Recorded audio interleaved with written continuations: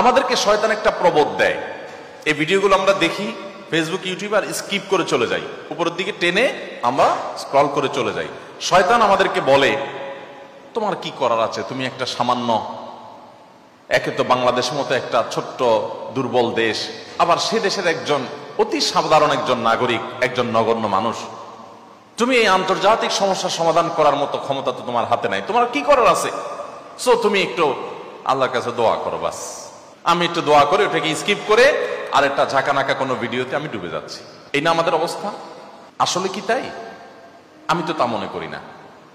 এটা শয়তান আপনাকে মিথ্যা কথা বলে, আপনাকে মিথ্যা সান্ত্বনা দেয়। শয়তান বলে তোমার কিচ্ছু করার নাই। কে বলেছে আপনার কিছু করার নাই?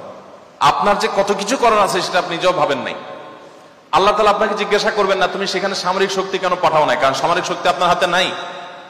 আল্লাহ আপনাকে এটা জিজ্ঞেস করবেন না।